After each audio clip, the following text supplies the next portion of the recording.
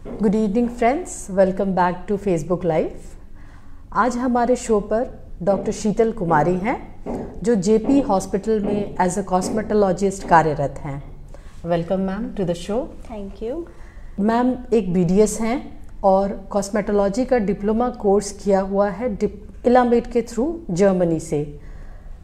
Ma'am के पास करीबन 8 साल का रिच एक्सपीरियंस है इस फील्ड में, जिसमें उन्होंने doctor Paul's multi specialty clinic Kolkata और देव कमल हॉस्पिटल रांची में काम किया हुआ है। मैम, जैसे अगर इस टॉपिक पे हम बात करें कॉस्मेटोलॉजी, ये अपने आप में ही एक बहुत नया शब्द है हमारे लिए, बाहर के लोगों के लिए, तो क्या आप इस विषय में कुछ डिटेल क्लियर नॉलेज बताना चाहेंगे? या थैंक यू अंजू।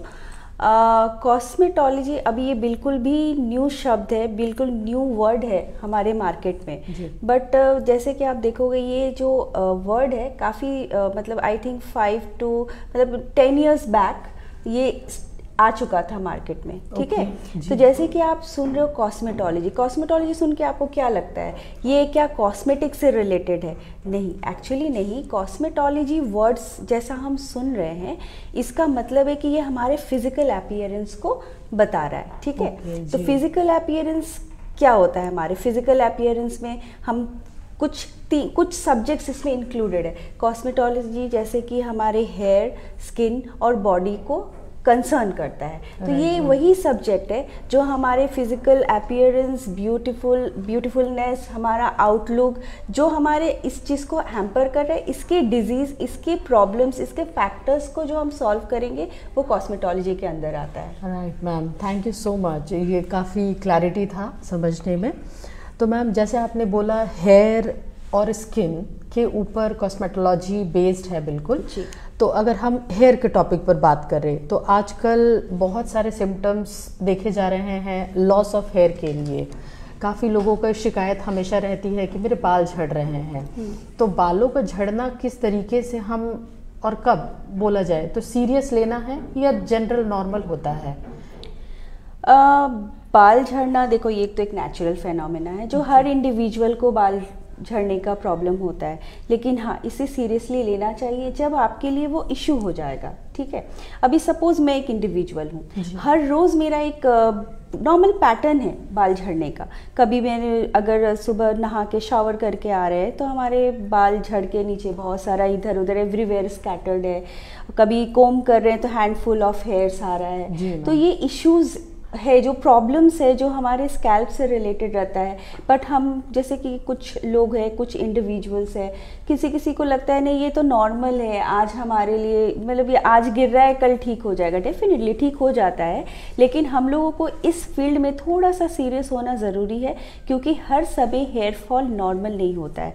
कभी कभी कुछ फैक्टर्स होते हैं जिस वजह से हेयर फॉल एक्सेसिव हो जाता है हमारे लिए। कभी वो स्कैल्प से हो रहा है, कभी हमारे ऑल ओवर बॉडी से हो रहा है।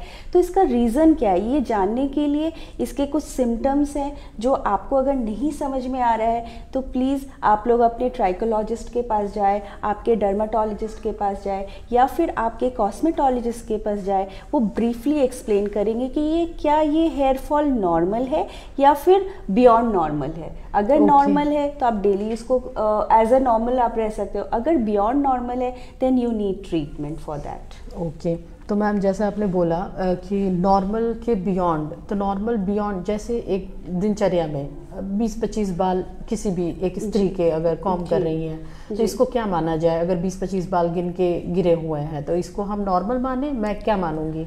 आइडियली हम लोग बोलते हैं 20-30 तो नहीं, कम से कम 50 से 60 या 100 बाल भी अगर गिर रहे हैं जो पूरे दिन में, हेयर स्ट्रैंड्स जो दिख रहे हैं आपको बाहर, अगर वो भी गिर रहे हैं ना तो उसको हम नॉर्मल ही काउंट करते हैं।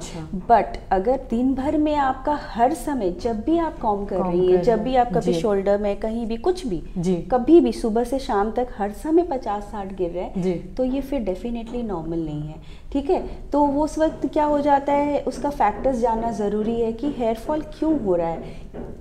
Hair fall, baldness, hair loss का भी डिफरेंट क्राइटेरियाज होते हैं। इसी का ही मेजर रूप बाल्डनेस अगर टॉपिक के ऊपर हम बात करें तो ये बाल्डनेस, गंजापन जो कहते हैं, इसके भी शिकार हो सकता है कोई? डेफिनेटली हो सकता है। देखो पहली बात तो बाल्डनेस तो लेटर स्टेजेस आ गया।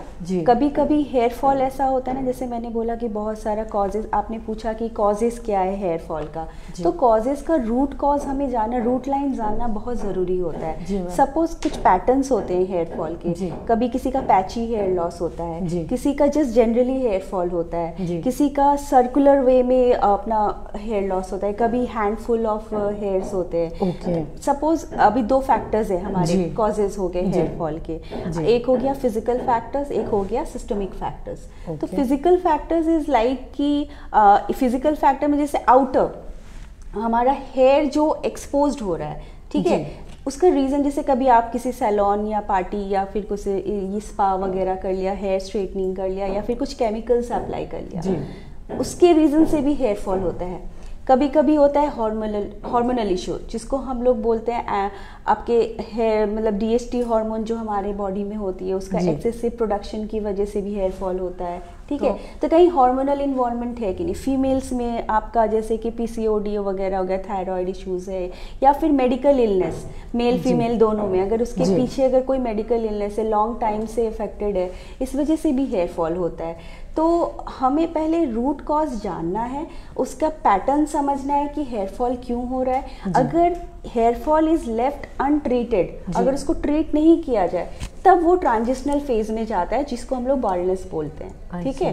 कहीं कहीं पर जेनेटिक इन्वॉल्वमेंट होता है तो वो एट अर्ली एज आ जाते हैं, कभी कोई डिसऑर्डर की वजह से बाल्डनेस आ जाता है। तो baldness is the final stage of hair fall. तो मैम जेनेटिक अगर आपने जैसे बोला, तो अगर किसी के व्यक्ति के पिताजी या उसके दादाजी बाल्ड रह चुके हैं, तो क्या वो व्यक्ति भी बाल्ड होगा ही फ्यूचर में, ये कंफर्म है? ये तो हम लोग कितने हैं चांसेस तो रहेंगे, चांसेस रहते हैं, कभी जेनेटिक प्रीडिस्पोजिशन रहता है, but it is not confirmed कि अगर दादाजी है या नाना जी है तो ज़रूरी नहीं है कि उसके आने वाले सक्सेसर्स को भी ये चीज़ हो, ठीक है। लेकिन डायबिटिक जरूरी नहीं है कि सबको डायबिटिक घर में हो ही जाए, नहीं, इट्स नॉट कंपलसरी। हाँ, कभी कभी ये एक बहुत बड़ा मिथ भी है पब्लिक के बीच में कि मेरे घर में तो किसी को नहीं है, मेरे दादाजी को नहीं है, नाना जी को नहीं है, बट मैं कैसे गंजा हो गया। तो ये क्वेश्चन आता है। बट ये आप लोग ना सोचें कि मेरे फैमिली में नहीं है तो मैं कभी, मुझे हेयर फॉल हो रहा है, चलो ये ठीक हो जाएगा और ये मुझ में कभी बाल्ड नहीं होगा, ये विचार करके बैठना नहीं हो जाएगा। Yes, exactly. आपको अपने डॉक्टर्स के पास विजिट करना है, क्योंकि जितनी जल्दी आप इसकी पकड़ लो, इसका ट्रीटमेंट ले लो, शायद आप बच जाओ बाल्डनेस स्टेज में जाने से। तो दोस्तों, जैसे आपने सुना, बाल्डनेस को भी, गंजेपन का शिकार कोई भी हो सकता है। So it's better don't be late, it's better be हम तुरंत टाइम पे प्रिकॉशनरी स्टेप्स ले लें अगर सिम्टम्स और वार्निंग साइंस हमें दिख रहे हैं तो। अच्छा मैम, जैसे कोई स्पेसिफिक डाइट है या होम रेमेडी या ट्रीटमेंट मेथड है, कुछ एडवाइस इसके ऊपर आप बताना चाहेंगे? डाइट तो हमेशा से हम लोग मेडिकल साइंस में बोलते हैं, हेल्दी डाइट हमेशा से हर बीमारी का सलूशन होता है, ठीक है। आप अगर हेल्दी डाइट ले रहे हो तो आपका डेफिनेटली आप बैलेंस डाइट ले रहे हो, तो जो न्यूट्रिशनल डेफिशिएंसी की वजह से हेयर फॉल होता है वो तो ऑलमोस्ट सॉल्व्ड है, ठीक है।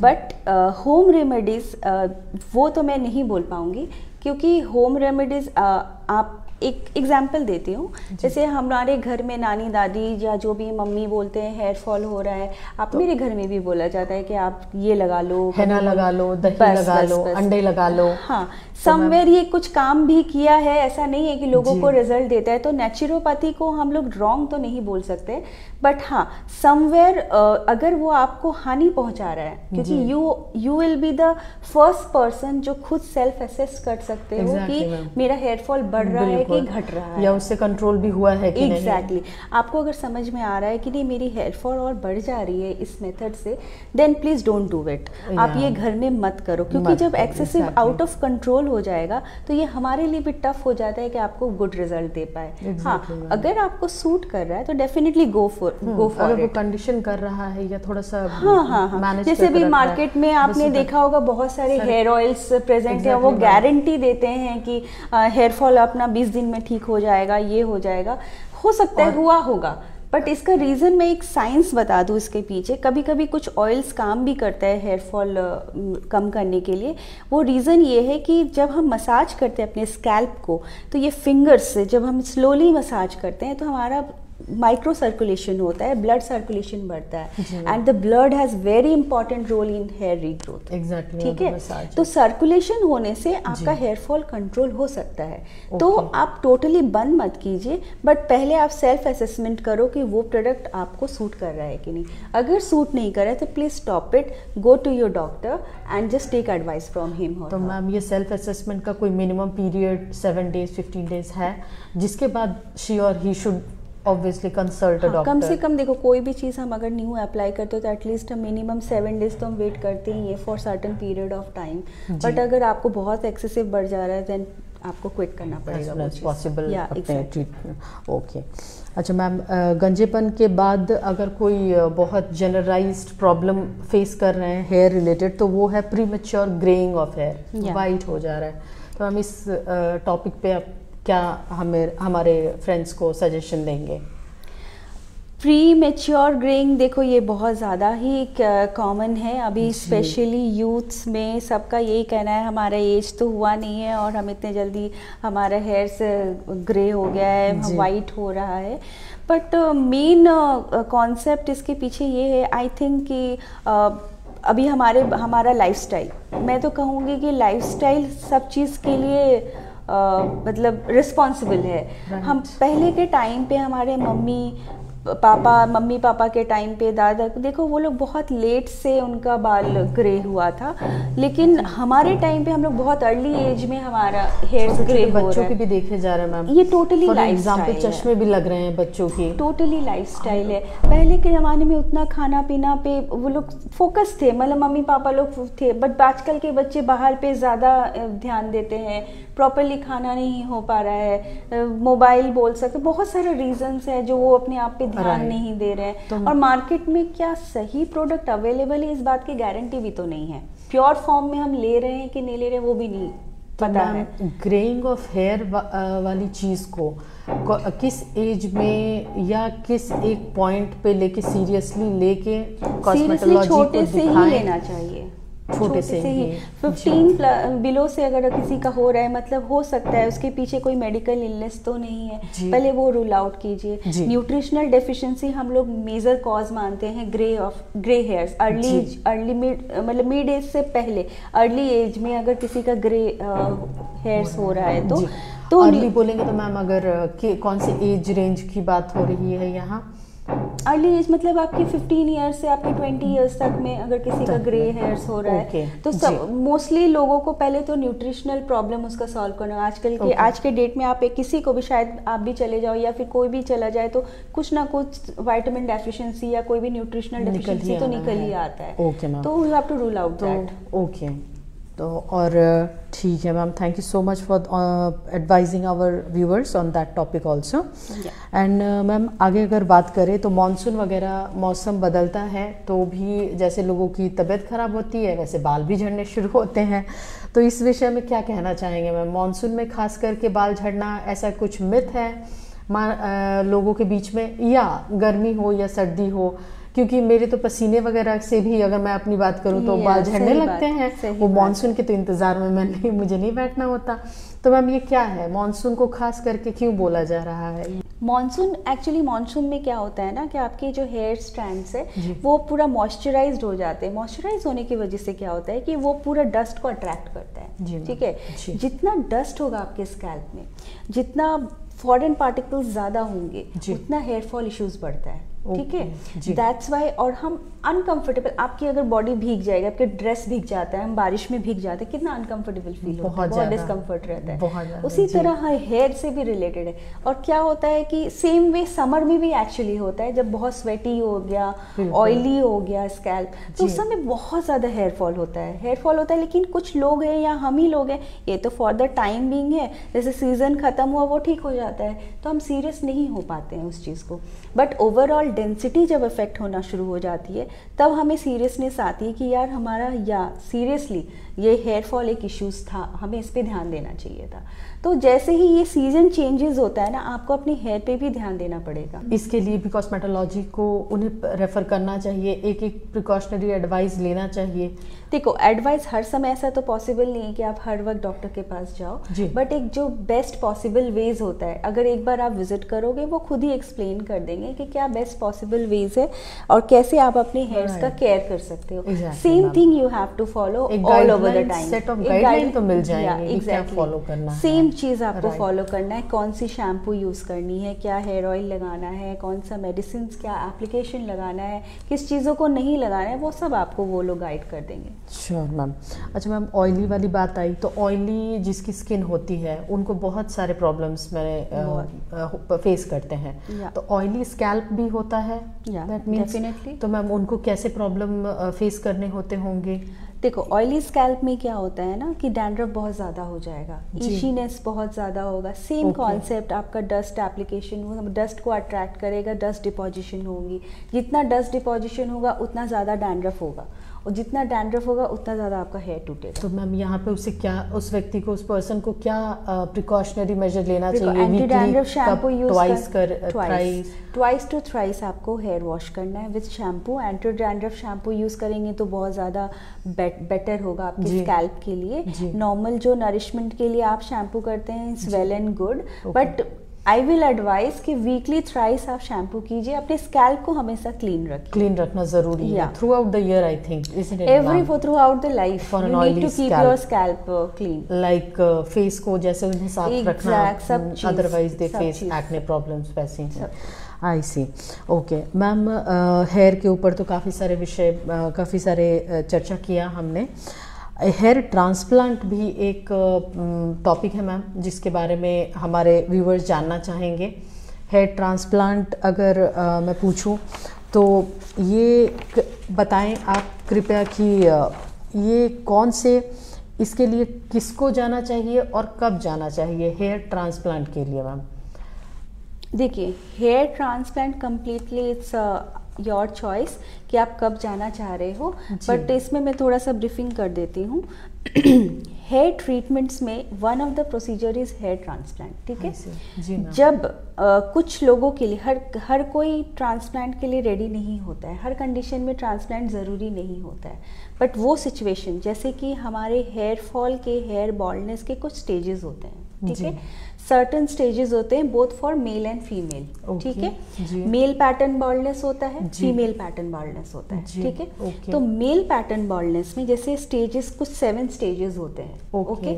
इनिशियल स्टेजेस 1 to 4 अगर आप आ रहे हो उसमें, तो उसमें आपके पास treatment option, in fact for 5th also some people opt for treatment options. जिसे ट्रीटमेंट में वेरी वेल नॉन ट्रीटमेंट है, PRP सेशंस होते हैं, स्टेम सेल थेरेपीज होते हैं, मेजोथेरेपी होता है, ग्रोथ फैक्टर ट्रीटमेंट्स होते हैं। अभी बहुत ही जोरों शोरों से ये कॉस्मेटोलॉजी में ये, और इवन डर्मेटोलॉजिस्ट ये सब प्रैक्टिस कर रहे हैं। तो ये प्रोसेस आप हेयर ट्रीटमेंट के लिए ले सकते हैं, बट जहाँ पे ये ट्रीटमेंट प्रोसीजर्स काम नहीं करेगा, जैसे स्टेज 4 ऑनवर्ड्स में आप अगर आ रहे हो, कैटेगरी में आ रहे हो, देन आपके पास ऑप्शन बच जाता है हेयर ट्रांसप्लांट। तो hair transplant totally a surgical process है, इसमें आपको वेट एंड वॉच प्रोसीजर नहीं है, बाकी ट्रीटमेंट में वेट एंड वॉच प्रोसीजर है, ठीक है। हेयर ट्रांसप्लांट 1 डे का प्रोसीजर होता है। हम लोग अंडर लोकल एनेस्थेशिया, यहाँ पे 2 साइड्स होते हैं, एक डोनर एरिया होता है, एक रेसिपिएंट एरिया होता है। This is your donor area and this is the recipient area, okay. इसमें से ग्राफ्ट्स हम 1 by 1 ग्राफ्ट्स निकालते हैं, ठीक है, और उसको आगे इम्प्लांट कर देते हैं, ठीक है। तो this is the hair transplant. वो भी कुछ सर्टन कंडीशंस में किया जाता है, प्रॉपर रूल आउट करके, whether that person is eligible और नॉट, उसके सारे सिस्टमिक फैक्टर्स को देख के फिर फाइनल डिसीजन होता है कि हेयर ट्रांसप्लांट किया जाए। तो मैम, जो मुझे समझ आ रहा है वो उसी व्यक्ति के ही सर से बाल लेके वहीं पे, इसलिए वन टाइम प्रोसेस है, उसी दिन हो जाएगा। फिर आपको वेट करना है टिल 4 to 6 months, ऐसे वेट करना पड़ेगा फुल फ्लेज हेयर्स के लिए। तो वो ग्रो करे, नए और ग्रोथ होंगे, है ना। ये आपके खुद तो के बाल exactly. होते हैं, न्यू बेबी हेयर्स निकलेगा, नेचुरल हेयर्स होता है। That's in fact nice. वो ग्रो करेगा, आप उसको कट कर सकते हो, आप डिफरेंट डिफरेंट शेप के हेयर स्टाइल्स कर सकते हो, हेयर कलर कर सकते हो, सब कुछ कर सकते हो। तो जो एक पर्सन जो बिल्कुल एक होपलेस सिचुएशन में है मैम, ये सुन के आई थिंक उनके लिए बहुत एक ग्रेटफुल एंड गुड न्यूज़ होगा। तो दोस्तों, आप अगर हेयर ट्रांसप्लांट को कहीं ना कहीं पोस्टपोन कर रहे होंगे तो please visit JP hospital, meet doctor Sheetal Kumari, cosmetologist हैं। आपको इस विषय में हेयर ट्रांसप्लांट से लेके कुछ भी प्रॉब्लम है, कुछ डाउट है, सर्जिकल प्रोसेस के पहले भी सारे डाउट्स आप क्लियर कर सकते हैं। और मैम, अगर बैक टू द टॉपिक, अगर ये सर्जिकल प्रोसेस है तो कहीं ना कहीं सर्जरी वर्ड आते ही लोगों के दिमाग में दर्द उत्पन्न होता है। तो क्या ये दर्दनाक है? कोई बहुत ज़्यादा दर्द होता है इसमें? देखो, सर्जरी मतलब पेन तो थोड़ा रहता ही है, बट मैंने जैसे कहा कि ये लोकल एनेस्थीसिया के अंडर रहेगा जी, तो फिर आपको पेन समझ में नहीं आता है। It's a painless procedure, but हाँ थोड़ा प्रेशर रहता है, थोड़ा डिस्कम्फर्ट तो रहता है, बट टोटली सेफ है एंड टोटली आप you can bear that discomfortness. बोलते हैं ना, no pain no gain. No gain, exactly. तो कुछ थोड़ा बहुत आप बर्दाश्त करो, after few months you will be having a very beautiful results देखने के बाद वो पेन फिर कब कहाँ चला जाएगा पता नहीं। पूरा लुक आपको अगर चेंज करना है अपना, अगर आप विग वगैरह ये सब ऑप्शंस पे नहीं जाना चाहते हैं एंड वेरी अर्ली एज में आपका हेयर लॉस हो गया है, तो यू नो सभी को अपने लुक से प्यार है, ठीक है। exactly. हर कोई चाहता है कि हम थोड़े अच्छे दिखे। इफ़ यू कैन तो फिर आपको ट्रांसप्लांट ऑप्शन लेना चाहिए और अपनी लुक को मॉडिफाई करना चाहिए। Okay ma'am, thank you so much for that point. अच्छा मैम, हेयर ट्रांसप्लांट की के ही ऊपर एक और क्वेश्चन लोगों के दिमाग में ज़रूर आएगा कि कोई एक पर्टिकुलर सीमा है, क्योंकि एज होते जाती है तो हमारा स्किन भी रप्चर होते जाता है, एज वी नो मैम। तो एक पर्टिकुलर सीमा है, एक लिमिट है कि 50 ईयर्स 60 ईयर्स के ही मैक्सिमम लिमिट है या 40 ईयर्स है? ऐसा कुछ लिमिट है मैम हेयर ट्रांसप्लांट कराने के लिए, मेल फीमेल? नहीं, ऐसा कोई एज लिमिट नहीं है, बट बेटर होगा, जैसे हम सब लोग का मतलब जैसे एक्सपर्ट्स का मानना है कि बेटर होगा आप 20 प्लस में ही करें तो बेस्ट होता है, क्योंकि हमें भी स्टडी करना पड़ता है कि 20s में आपका पैटर्न ऑफ बाल्डनेस कैसा है, वो बाल्डनेस किस स्टेजेस में है, आगे और फर्दर जा रहा है कि नहीं। बट इफ़ रिक्वायर्ड हम लोग 20 से पहले भी करते हैं, ठीक है। बट बेस्ट होता है कि एक एंड स्टेज आ जाए, फाइनल कंक्लूजन आ जाए कि आप किस स्टेज में फाइनली हो, उसके बाद ट्रांसप्लांट करने से बेस्ट होता है। और आप ओल्ड एज तक में भी आप जा सकते हैं, ऐसा कुछ नहीं है।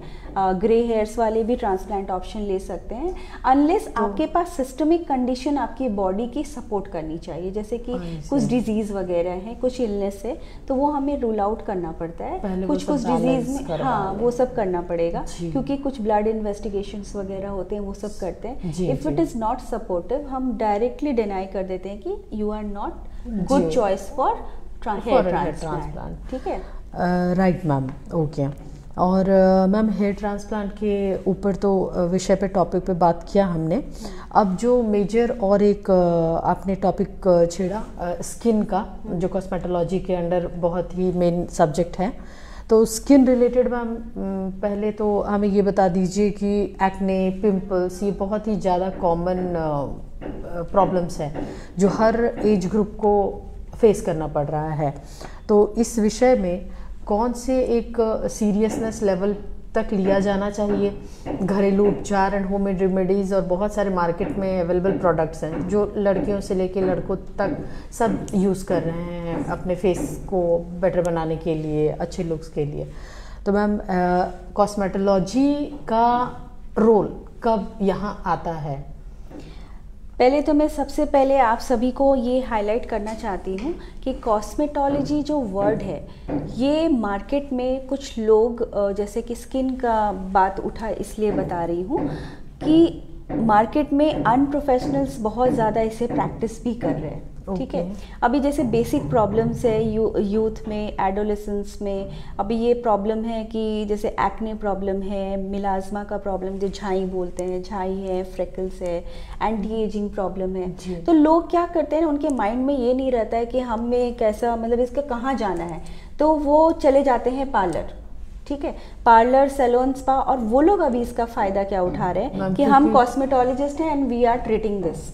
सो आई रिक्वेस्ट कि पहले आप ये समझ लो कि हर कोई कॉस्मेटोलॉजी प्रैक्टिस नहीं कर सकता, स्पेशली स्किन से रिलेटेड, ठीक है। आइदर कॉस्मेटोलॉजिस्ट ये प्रॉब्लम सॉल्व करेगा और डर्माटोलॉजिस्ट। आपको जिसके ऊपर ट्रस्ट है, आपको इन दोनों के पास जाके आप सेशंस ले सकते हैं, बट अनप्रोफेशनल कोई भी, चाहे पार्लर हो, स्पा हो, वहाँ पे एक्सपेरिमेंट ना करें, ठीक है। अभी जैसे एक्ने का होता है, कोई चला गया पार्लर, वो उन्होंने अपना एक्सपेरिमेंट कर दिया, वो केस इतना बिगड़ जाता है, वो हमारे पास आता है तो वो काफ़ी मुश्किल होती है उसे हमें सॉल्व करने के लिए, ठीक है। और फेशियल की बात आती है, लुक्स की बात आती है, हाँ, कहीं ना कहीं लोगों को एक सेंसिटिव हो जाते हैं बहुत ज़्यादा, तो उसको जो भी एक फ्रॉड वगैरह कैटेगरी वो तो नहीं करना चाहिए, ट्रैप कर सकते हैं। हाँ, वो वही फायदा उठा रहे हैं, ट्रस्ट नहीं करना चाहिए। Exactly, और अभी जो हमारी यंग जनरेशन है वो तो इतने, देखो कब आपने एक क्वेश्चन किया कि अभी कब सीरियसनेस लेना चाहिए, आई थिंक लुक मिरर ही हमारे लिए सीरियसनेस है। जब हम मिरर देखेंगे और कुछ एक छोटा सा भी हो जाता है, ये मेरे फेस में क्या हो गया, कॉन्शियस हो जाए, एक छोटा सा पिंपल आ गया, और जब मार्केट में इतने प्रोडक्ट है वो पिंपल के लिए, वो कुछ भी ट्राई कर ले, पर बिना नॉलेज का आप मत ट्राई कीजिए। 1 आए या 5 आए, आपको अपने डॉक्टर के पास जाना है, क्योंकि वो आपका बिहाइंड कॉज जानने के बाद ही वो प्रिस्क्रिप्शन लिखता है, ठीक है। तो उसे फॉलो करके आपको जाना है। जस्ट ऐसे ही पार्लर या कोई मेडिकल शॉप या फिर कोई कॉस्मेटोलॉजी प्रोडक्ट अपने फेस में मत लगाइए, ठीक है। ये है, this is the level of seriousness. अगर आप इसको समझ गई तो कभी भी आपके फेस में प्रॉब्लम होगा तो आप कॉस्मेटोलॉजिस्ट को रेफर करिएगा। राइट मैम, सही डायरेक्शन की तरफ ब्रेन ऑटोमेटिकली जाएगा, डायरेक्शन गाइडलाइंस मिले तो। अच्छा मैम, कई लोगों के ये तो हो गए एक्ने पिंपल्स वगैरह की बात, इसके अलावा भी कोई दुर्घटना हो जाती है, एक्सीडेंट वगैरह में स्कार मार्क पड़ जाता है मैम, उसके बाद कोई कट का निशान हो जाता है, चिकन पॉक्स की समस्या हो जाती है, पूरे शरीर में हो जाते हैं चकते चकते, इस विषय में आप कॉस्मेटोलॉजी कैसे डील करता है? इसके पास हमारे पास ट्रीटमेंट ऑप्शन है। सपोज अगर कट मार्क है, एक्सीडेंटल मार्क है, आप सर्जिकल, आप डॉक्टर के पास गए, उन्होंने आपको एडवाइस दिया, तो बहुत लोग होते हैं, कुछ सर्जिकल प्रोसीजर्स होते हैं जो मार्क्स को हटाया जाता है, ठीक है। आप if you are not interested, आप उस सर्जिकल प्रोसेस से नहीं जाना चाहते, तो आप, यू आर मोस्ट वेलकम, आप हमारे पास आ सकते हैं। हमारे पास डिफरेंट ट्रीटमेंट्स अवेलेबल हैं, जैसे लेज़र ट्रीटमेंट्स है, लेज़र है, माइक्रो नीडलिंग है, ठीक है। ये सब ट्रीटमेंट से हम लोग रेडियो फ्रिक्वेंसी ट्रीटमेंट्स हैं, बहुत सारे ऑप्शंस हैं हमारे, और इससे हम लोग इसको सॉल्व कर सकते हैं, ठीक है। पीलिंग सेशंस होते हैं, डर्मा अब्रेजन होते हैं, ये सब कुछ प्रोसीजर्स हैं जो हम लोग डील करते रहते हैं। राइट मैम, तो ये भी कोई लंबे अवधि के लिए लॉन्ग टाइम? कुछ हर प्रॉब्लम का एक सर्टेन पीरियड ऑफ टाइम है, वो उसी इंटरवल ऑफ टाइम में हमें कंप्लीट करना होता है। Right ma'am, okay ma'am. करीबन 1 महीने पहले मैं एक फ्रेंड की बहन की शादी में गई हुई थी, तो वहाँ मैंने देखा एक लेडीज़ हैं जिनके चेहरे पे, चिन पे काफ़ी सारे बाल आए थे और वो बहुत भद्दा भी दिख रहा था, तो मुझे अच्छा नहीं लगा। मैं गई, उनसे बात करते समय मैंने पूछा कि ये क्या है, ऐसे ये क्यों हुआ है, तो उन्होंने कहा कि मैंने अस्पताल में दिखाया था and she is affected by PCOD. तो मैम ये पीसीओडी क्या होता है?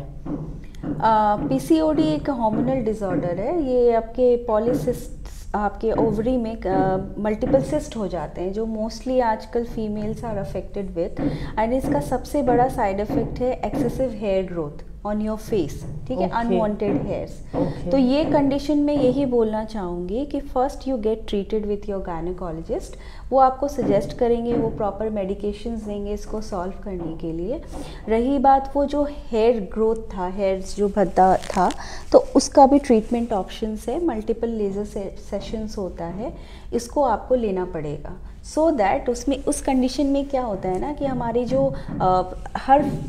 Every individual are having hairs on our face, ठीक है, अपने स्किन में हेयर्स है, बट किसी किसी का जैसे ये हार्मोनल डिसबैलेंस की वजह से एक्सेसिव हेयर ग्रोथ हो जाता है, कोर्सर एंड थिकर हेयर्स आते हैं, तो उसको हटाने के लिए आपको कुछ सेशंस लेना पड़ता है, ठीक है, जिसको हम लोग हेयर रिमूवल और हेयर रिडक्शन सेशंस बोलते हैं। For that you need to visit your cosmetologist, okay, and they will suggest कि आपकी कितनी सिवियरिटी है और उस हिसाब से किस रेंज में ट्रीटमेंट चलेगा।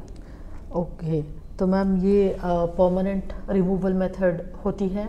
ऑलमोस्ट नॉट रिमूवल, रिडक्शन होता है। रिडक्शन होता वी है। Can't remove hair roots, but we can reduce the hair numbers and we can reduce the size and texture of the hair shafts. ठीक है, वो इतना स्मूथ और इतना थिन हो जाएगा कि आप ऐसे नेकेड आई से भी देखोगे तो हमें समझ में नहीं आता है। तो उस केस में पहुंचने के लिए, उस सिचुएशन, उस प्लेस में पहुंचने के लिए पहले आपकी पीसीओडी सॉल्व होना ज़रूरी है। नॉट ओनली पीसीओडी, और भी अदर कंडीशंस हैं। कभी कभी डीएसटी हार्मोन की वजह से भी फीमेल्स में बहुत ज़्यादा दिखता है, कभी कभी थायराइड इशूज के वजह से भी होता है। ऐसे कुछ कुछ प्रॉब्लम्स हैं जिस वजह से आजकल जो लेडीज़ हो गई, यंग एज की गर्ल्स हो गई, they are affected with this problem.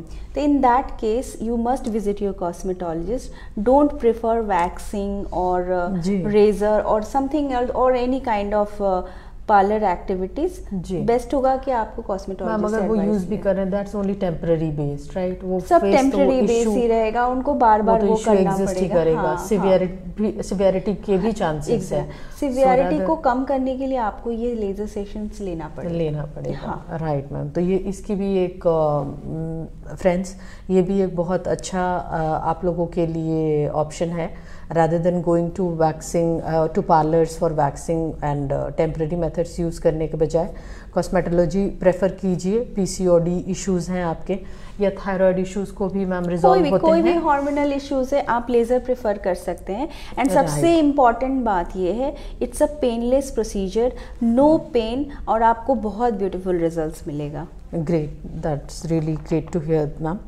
और अच्छा मैम, आगे अगर बढ़े हम, तो बोटॉक्स होते हैं, फिलर्स, लेज़र मेथड्स, ट्रीटमेंट जो स्किन में यूज़ किए जाते हैं, इसके थोड़ा सा आप इस विषय में बताएं हमें।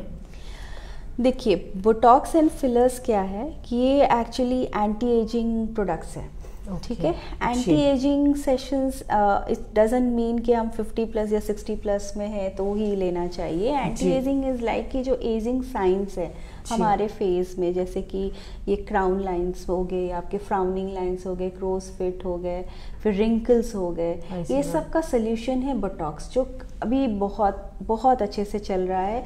ये क्या करता है कि आपके एक्सप्रेशन लाइंस को थोड़े टाइम के लिए, सर्टेन पीरियड ऑफ टाइम के लिए पैरालाइज कर देता है। पैरालाइज मतलब नॉन फंक्शनल, वो एग्जैक्टली आपके एक्सप्रेशन लाइंस नहीं दिखते हैं। तो इसमें एक बोटॉक्स में बोटुलिनम टॉक्सिन बोल के प्रोडक्ट यूज़ होता है, जिसको हम, ये इंजेक्टेबल होती है। फिलर्स में फिलर्स यूज़ करते हैं हमारे एजिंग साइंस को घटाने के लिए। तो ये सेशंस आप ले सकते हो फॉर एंटी एजिंग ट्रीटमेंट। भी मैम जस्ट टू आस्क, कोई साइड इफेक्ट तो नहीं होंगे? देखो, साइड इफेक्ट बहुत मिनिमल रहता है, या किसी किसी को बिल्कुल भी नहीं रहता है। वो डिपेंड करता है आपके डॉक्टर पे। वो आप पहले एनालाइज करेगा, आपका स्किन टाइप देखेगा, पहले वो जज करेगा are you eligible for this process और not. If you are not, आप एलर्जिक हो या हो, तो ये सब कुछ फैक्टर्स होते हैं, कुछ एक्स फैक्टर्स होते हैं जो हमें कंसिडर करके ये प्रोसेस आगे बढ़ाना पड़ता है। जी ma'am, clarity at the very beginning रखा ही जाएगा। हाँ, वो आप लोग को बताया जाएगा, वो आपके सबको इन्फॉर्म किया जाता है इस चीज़ के बारे में। अच्छा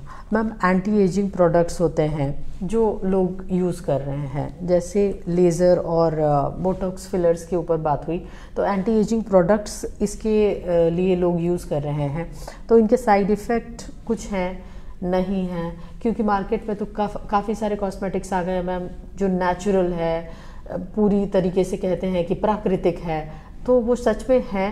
इसके ऊपर आप थोड़ा सा हमारे व्यूअर्स के माइंडसेट को क्लैरिटी देती तो बहुत अच्छा होता। देखिए, जो मार्केट में अवेलेबल है प्रोडक्ट्स, इसके बारे में प्रॉपरली वो कितना वर्क करेगा ये तो बोल पाना काफ़ी कठिन है जी।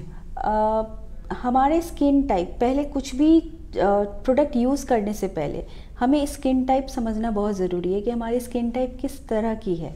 ठीक है, तो ये स्किन टाइप की स्टडी आपके मार्केट वाले तो नहीं बता पाएंगे कि आपके स्किन टाइप के, वो एक ओवरऑल दे देते हैं for all skin type, for sensitive skin, for oily skin, but proper judgement is necessary. आपको अगर कोई इशू है, जैसे कि फ्रेकल्स है, या फिर मिलाजमा है, या फिर आपको कुछ भी पिंपल्स के मार्क रह गए, बट आपकी स्किन है ऑयली, बट आप यूज़ कर रहे हो प्रोडक्ट ड्राई, तो ये इम्प्रॉपर नॉलेज की वजह से इसका साइड इफेक्ट बहुत होता है, ठीक है। फेस में कुछ कुछ मार्क्स रहते हैं, कुछ कुछ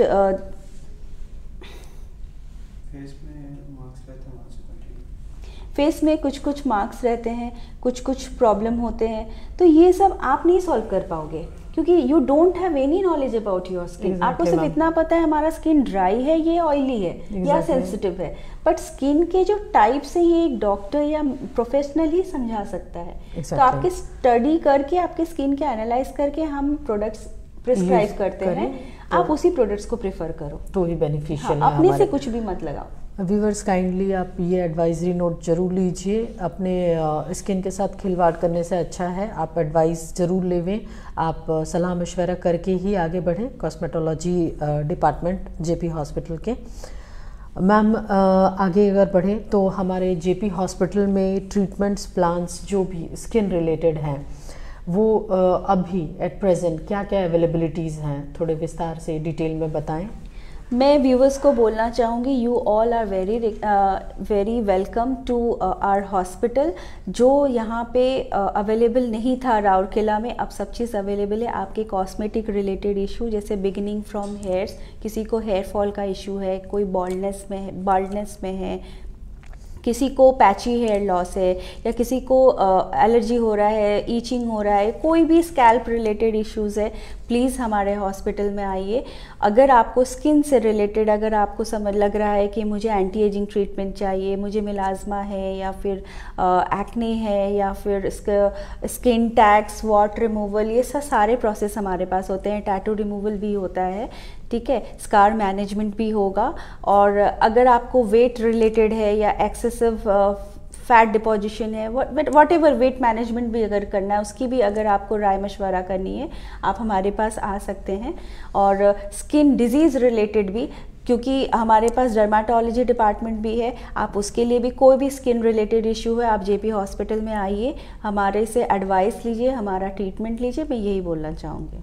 thank you so much ma'am. Viewers, आज हम पूरी उम्मीद करते हैं आपको स्किन हेयर ट्रांसप्लांट के टॉपिक पे काफ़ी सारे इंफॉर्मेटिव आइडिया, सजेशन, व्यूज़ मिले होंगे हमारे डॉक्टर शीतल कुमारी मैडम से। इसके अलावा भी काफ़ी कुछ भी आपको क्वेरीज़ हो तो काइंडली हमारे हेल्पलाइन नंबर पे कॉल कीजिए, अपॉइंटमेंट लीजिए। JP hospital 24/7 open service provide करता है। और ma'am, thank you so much for being on the show, and viewers thank you so much for watching the show. हम फिर से किसी और टॉपिक पे, एक बहुत अच्छे इंफॉर्मेटिव टॉपिक पे आपसे वापस मिलेंगे। Thank you so much. Anju Jaiswal from JP hospital. Have a nice day.